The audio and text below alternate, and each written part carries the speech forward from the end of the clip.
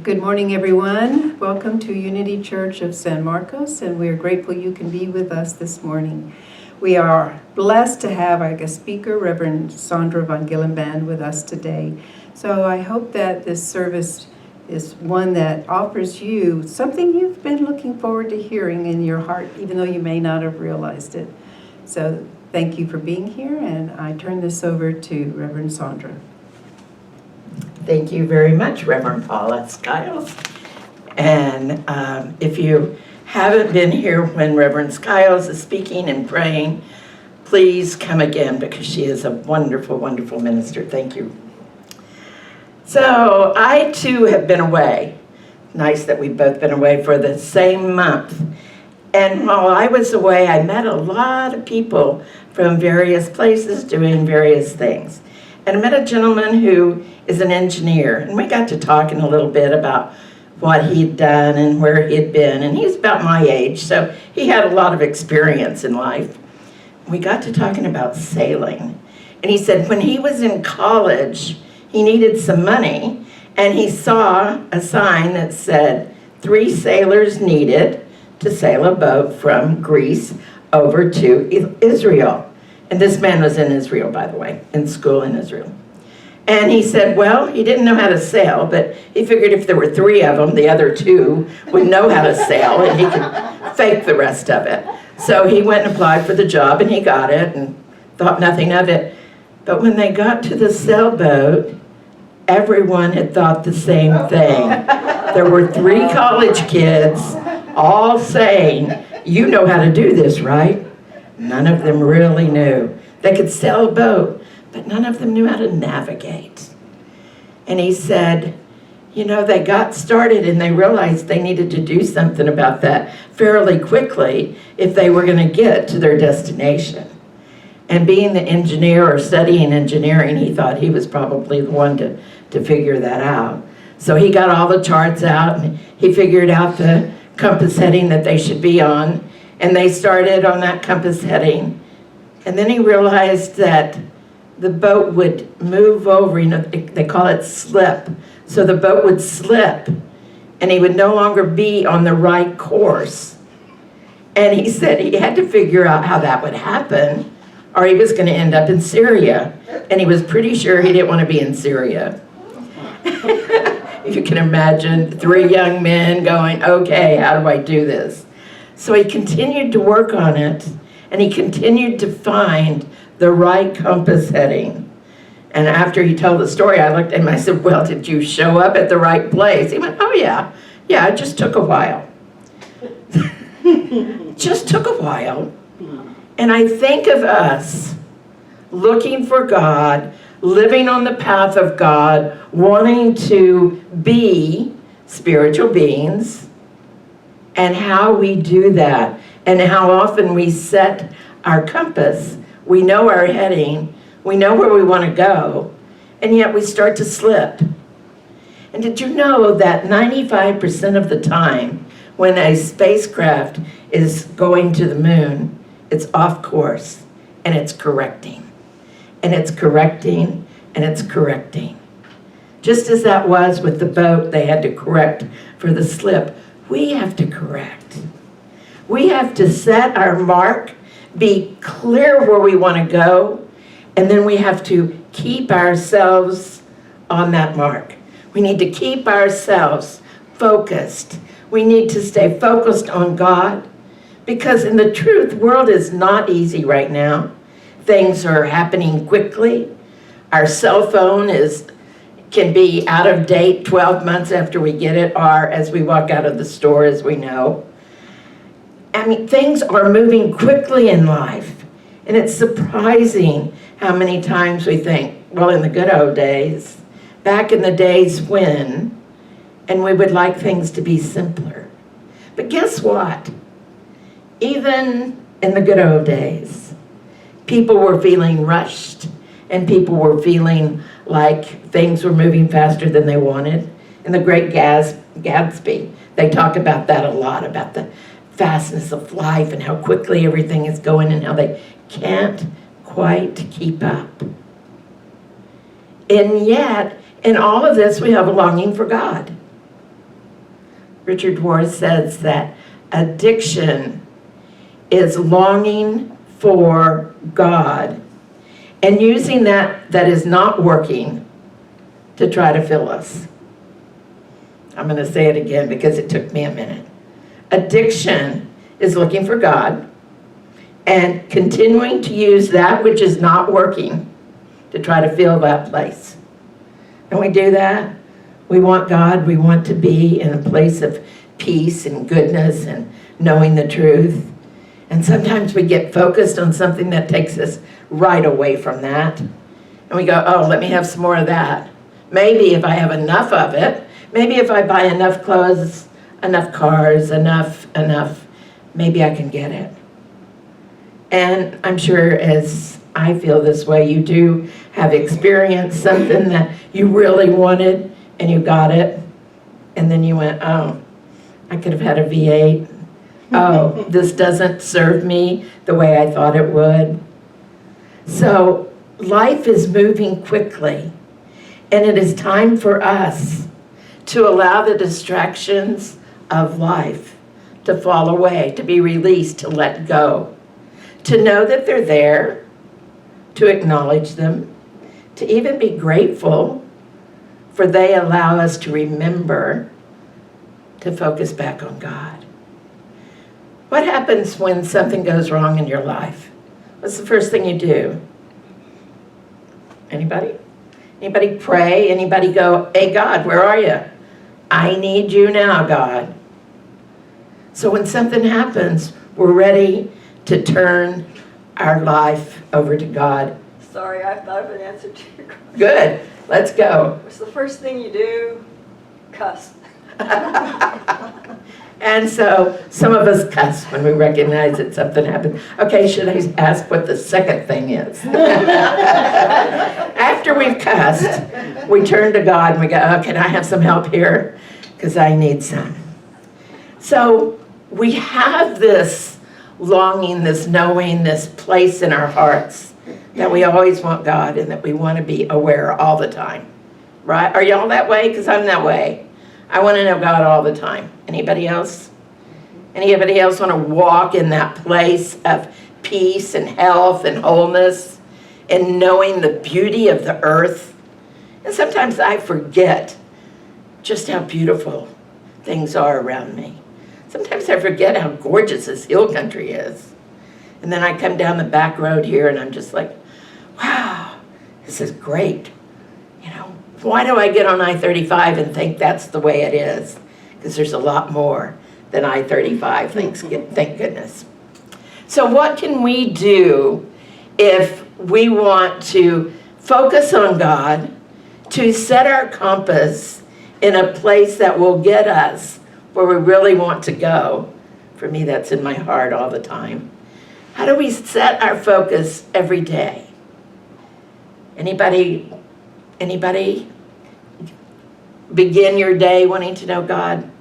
Setting your day, setting your intentions for the day, just like Reverend Paula set the intention for today. So we set our intention, and we can do that with greater strength by beginning with God, knowing that, as simple as it sounds, it is something that we need to do with awareness. We need to do it with awareness. We need to stay focused on God and include the things that God brings into your daily life. So you've probably heard something that if something is repeated twice in the Bible, you need to really pay attention because, you know, it's the real deal. And so I want to share some things with you that you might have heard more than once in reading the Bible. You may have heard that some things are even in there 10 times, like how many times Jesus used the word abide?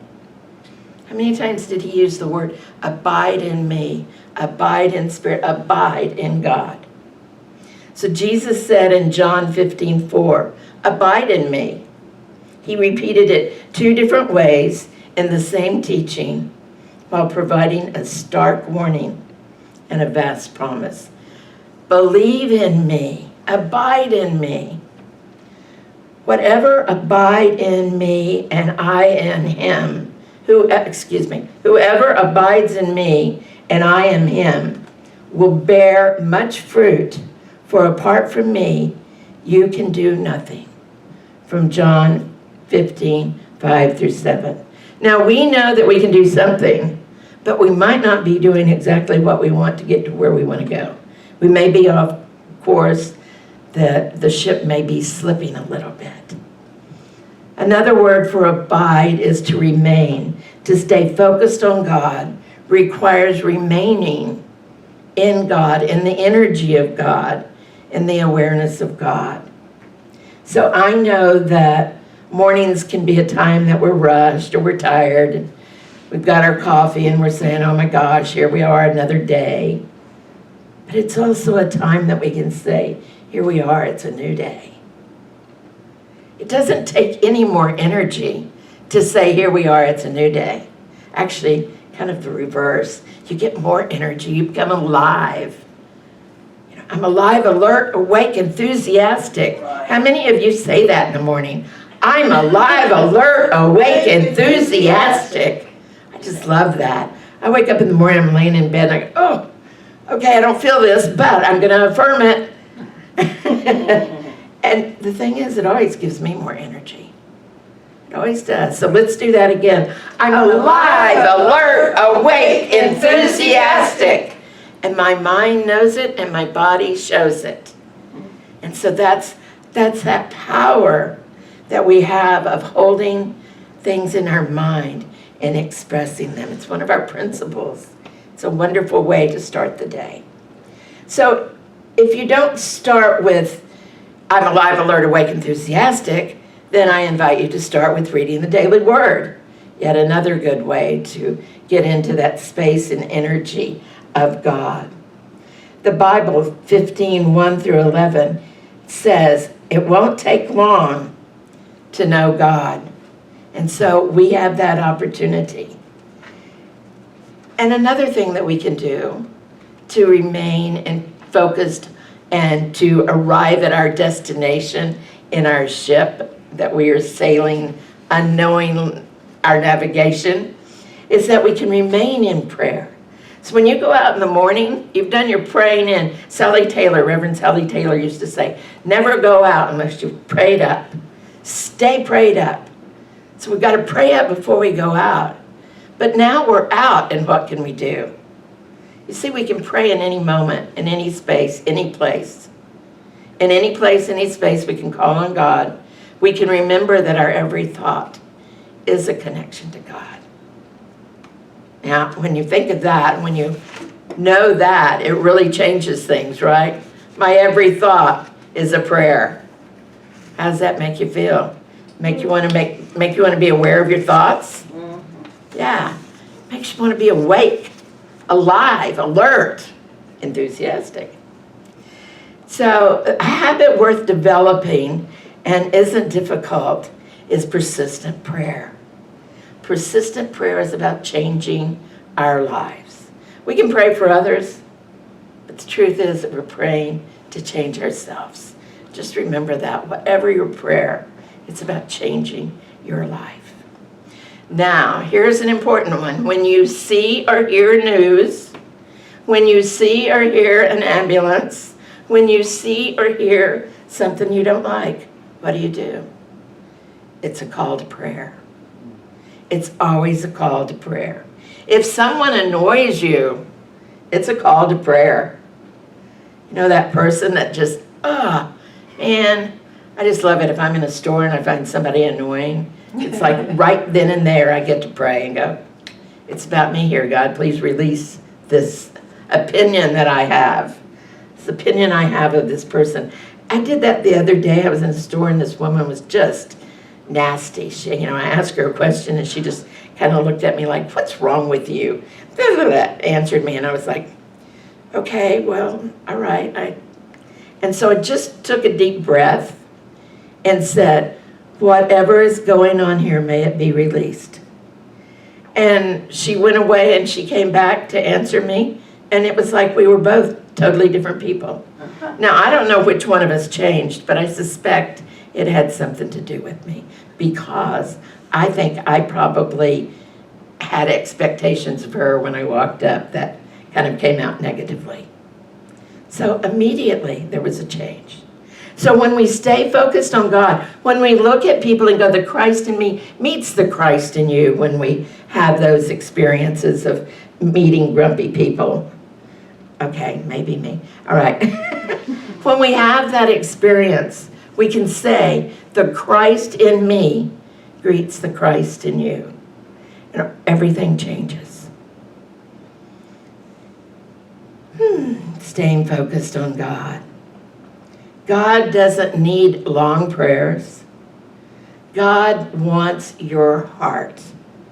God wants to live in your heart. God wants you to live in your heart. God wants that space and place where the Christ presence is, and there's no question. You know that place. Yes? I see some heads nod here. You know that place where God is? I know you do, because I see the God in y'all all the time, and I hear it, the work that y'all do. So know that you are expressing God, the Christ, that you have that ability all the time. So how can you limit yourself from distractions? Because that's another piece we get into, right? I'm too busy. I don't feel good. I've got to go wash the car. I've got to go water the flowers. I've got to go water my garden. What do you allow to distract you? Are there some people in your life? So move away from the distractions and move to God. Because those distractions can also be a reminder to move to God. You know, I used to go, oh, I've got to go water my garden, and I just did not like that, because I wanted to water it about the time the mosquitoes came out. And I would go out and I'd just get bitten so bad. And I didn't like that. But I changed the way I water. I either put on some bug spray or I go out earlier. And I can use that as a time of prayer and being grateful for all the things that are growing. Because it continues to amaze me that I can put a plant in the ground and have a tomato. It just amazes me. And I love fresh tomatoes. So if you have something that's distracting you, make room for God. Move away from the distraction. Find a way to reframe it, as we heard earlier from in India. We can reframe things that are bothering us and find the way to God. Joshua 3:4 said that the people of Israel are commanded to keep a distance of 2,000 cubits between themselves and the Ark of the Covenant. That's about 1/8 of a mile. Now it's about 1/2 of a mile and 0.8 kilometers. So the purpose was that the people would always be able to see the fullness of the Ark and that had traveled. They'd be able to see the overall expression of the Ark. Sometimes we need to move back from something so we can see it, right? Sometimes I need to step back from my kids and see how wonderful they really are. Sometimes when I'm up close and personal, they annoy me. Don't tell them, because they would never know it. We can find ourselves in a place of, I kind of see God as a matrix that we move in and out and through. So when we allow ourselves to, and we don't even have to physically step back, to be aware of that, we can see the wholeness, we can see the allness. So in your spiritual life, when you fill the spaces with the kind of, all of the conveniences and distractions, it becomes difficult to see that God is active in your life, guiding you. And when you listen, you hear where you're being guided and what's next. You can overcome this by limiting distractions. And I don't know how many of you get attached to your phones and maybe playing some of those games on the phone. Well, it is okay to turn your phone off. It's okay to put it in the other room. It's okay to have an electronics-free day, hour, some peace from that. I know there was a time that our phones did not rule us the way they do today. Today, if it rings, we've got to answer it. Right? Wrong. We don't have to. So we can let go and allow ourselves to be in that place and space of God. Another thing we can do is serve God. Service is one of those things that will always put us in that space. And what I know is that y'all all serve God. Y'all are such good stewards of this church. I've seen you get ready for church. I've seen you break it down. So I'm not going to spend any time there because you know what happens when you do the work. And when you do this service with love in your heart and being grateful for the church and the opportunity. The other thing that you can do is remove negativity from your life. If you have something that consistently is negative, step away. If you have a person that's driving you to distraction, step away. It may only be for a while, but give yourself a break. Let yourself know that you can remove habitual, continuously negative habits and patterns from your life. And you can allow yourself to be surrounded by faith. You can allow yourself to be surrounded by love. You can allow yourself to be surrounded in peace. Hebrews says that if something, someone, someplace, anything in your life leads you away from God in any way, that keeps you out of prayer, away from fellowship of other believers, or distracts you from reading the Bible, you have one option: remove the thing from your life. So we're in this for the long haul, and we need to keep our focus. We're in this for the long haul, and the compass has to be something that we're aware of all the time, and then we have to make adjustments. We have to make adjustments in our life for anything that distracts us.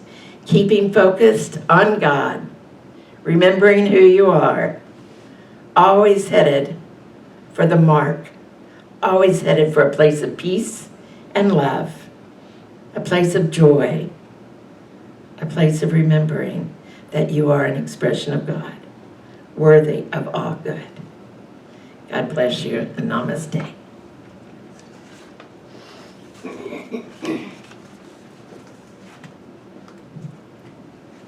Thank you, Reverend Sondra. We are so grateful for your presence and your blessings of service with us today. And as a part of this blessing, if you feel inclined to offer some good to our church, we gratefully receive anything that you would like to share with us, as we are solely supported by what you offer. God bless you, and have a wonderful, beautiful rest of your day.